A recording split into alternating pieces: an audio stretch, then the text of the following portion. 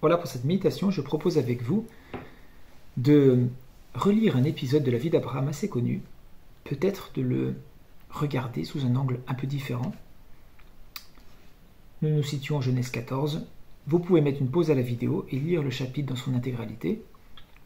Juste quelques mots pour le contexte. Il y a donc une grande guerre entre deux coalitions de rois païens. Le roi de Sodome, de Gomorrhe d'un côté par exemple, le roi d'Élam, le roi de Kédor-Laomer de l'autre côté. 4 rois contre 5. Abraham n'aurait pas dû être impliqué dans cette guerre. Le problème, c'est que son neveu Lot, qui habitait Sodome, a été enlevé par la coalition où le roi Kédor-Laomer est le chef et la tête.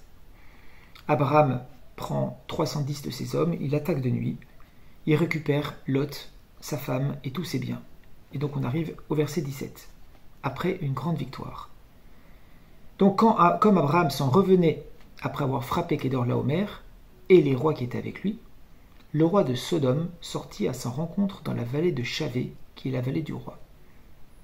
Donc on voit que le premier qui veut saluer la victoire d'Abraham, c'est donc ce fameux roi de Sodome, le roi de la ville qu'habitait Lot. Mais entre-temps, verset 18, un autre roi fait son apparition, et Melchisédek, roi de Salem, on apprend par le livre d'Hébreux que c'est roi de justice et roi de paix, sa signification. Il fit apporter du pain et du vin.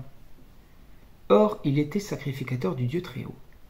Et il le bénit, et il dit, « Béni soit Abraham de par le Dieu Très-Haut, possesseur des cieux et de la terre, et béni soit le Dieu Très-Haut qui a livré tes ennemis entre tes mains. » Et Abraham lui donna la dîme de tout. Et le roi de Sodome dit à Abraham, « Donne-moi les personnes, et prends les biens pour toi. » Abraham dit au roi de Sodome, « J'ai levé ma main vers l'Éternel, le Dieu Très-Haut, possesseur des cieux et de la terre. Si depuis un fil jusqu'à une courroie de sandales, si de tout ce qui est à toi, je prends quoi que ce soit. Afin que tu ne dises pas, moi j'ai enrichi Abraham. Sauf seulement ce qu'ont mangé les jeunes hommes, et la part des hommes qui sont allés avec moi, Abner, Eshcol et Mamré, c'est Anner. Eux, ils prendront leur part. » Donc voilà. Deux rois, deux figures très importantes qui nous disent beaucoup de choses, dont ce roi très mystérieux qui est Melchisédek. Alors, on ne sait pas beaucoup de choses sur lui, sinon qu'il est roi et prêtre. Alors vous le savez, c'est pas courant, puisque le dernier roi prêtre, celui qui cumule ces deux fonctions, le roi gérant le peuple, et donc la dimension horizontale, et le prêtre gérant la dimension verticale, donc les relations de l'homme vis-à-vis de Dieu, ces deux pouvoirs ont toujours été séparés par Dieu. Le roi ne pouvait pas faire ce que faisait le prêtre, et le prêtre ne pouvait pas faire ce que faisait le roi. Comme ça s'est passé, par exemple, avec Saül, ça s'est très mal terminé.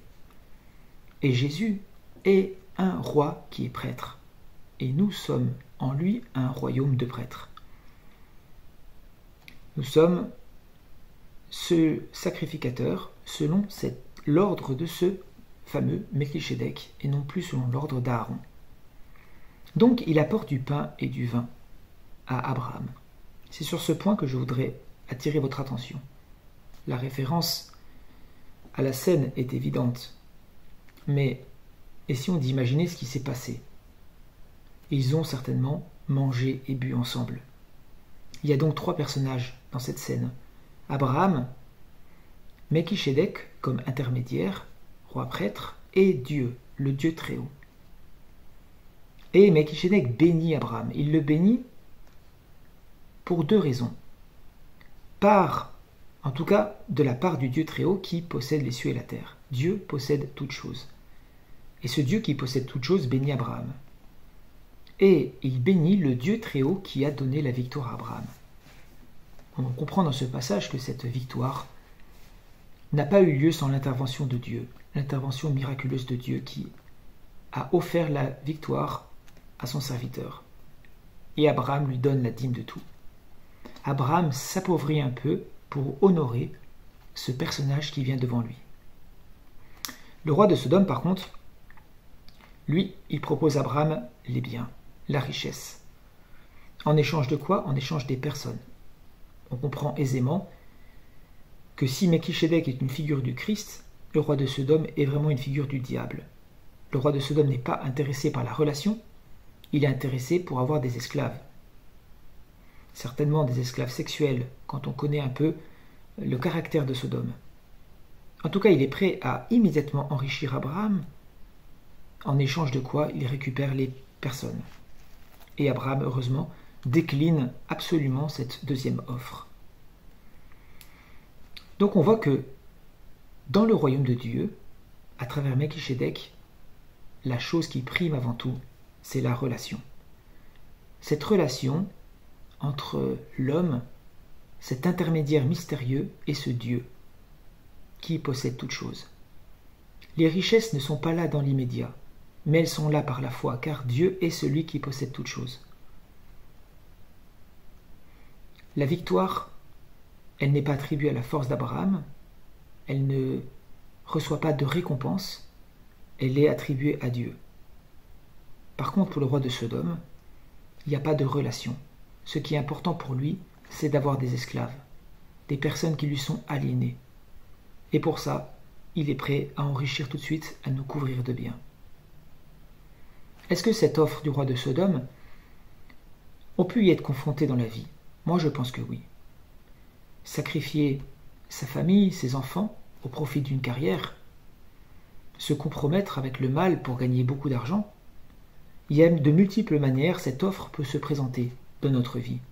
C'est important de se rappeler justement combien la relation est primordiale dans le royaume de Dieu, bien avant la richesse.